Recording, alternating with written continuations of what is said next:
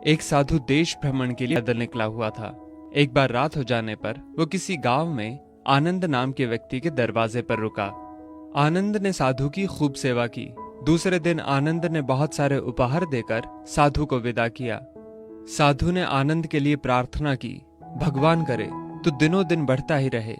साधु की बात सुनकर आनंद हंस पड़ा और बोला, अरे महात्मा जी, जो है ये भी नहीं रहने वाला। साधु आनंद की ओर देखता रह गया और वहां से चला गया। 2 वर्ष बाद साधु फिर आनंद के घर आया और देखा कि सारा वैभव समाप्त हो गया है।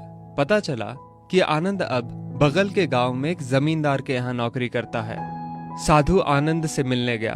आनंद ने अभाव में भी साधु का स्वागत किया। झोपड़ी में फटी चटाई पर बिठाया, खाने के लिए सूखी रोटी दी। दूसरे दिन जाते समय साधु की आंखों में आंसू थे। साधु कहने लगा, हे भगवान, ये तूने क्या किया? आनंद पुनः हंस पड़ा और बोला, महाराज, आप क्यों दुखी हो रहे हैं? महापुरुषों ने कहा है कि भगवान इंसान को जिस हाल में रखे, इंसान को उसका धन्यवाद करके खुश रहना चाहिए। समय सदा बदलता रहता है और सुनो, ये भी नहीं रहने वाला। साधु मन ही मन सोचने लगा, मैं तो केवल भेष से साधु हूं, सच्चा साधु तो तू ही है आनंद। कुछ वर्ष बाद साधु फिर यात्रा पर निकला और आनंद से मिला तो देखकर हैरान रह गया कि आनंद अब तो जमींदारों का जमींदार बन गया है। मालूम हुआ कि जिस जमींदार के यहाँ आनंद नौकरी करता था वो संतान विहीन था। मरते समय वो अपनी सारी जायदाद आनंद को दे गया। साधु ने आनंद से कहा, अच्छा हुआ वो जमाना गुजर गया, भगवान करे अब तू ऐसा ही बना रहे।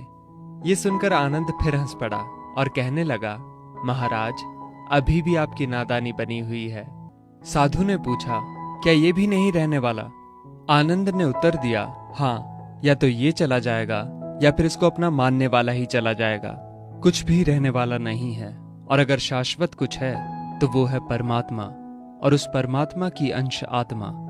आनंद की बात को साधु ने गौर से सुना और चला गया। साधु कई साल बाद फिर लौटता है तो देखता है कि आनंद का महल तो है, किंतु कबूतर उसमें गुटर गूं कर रहे हैं और आनंद का देहांत हो गया है।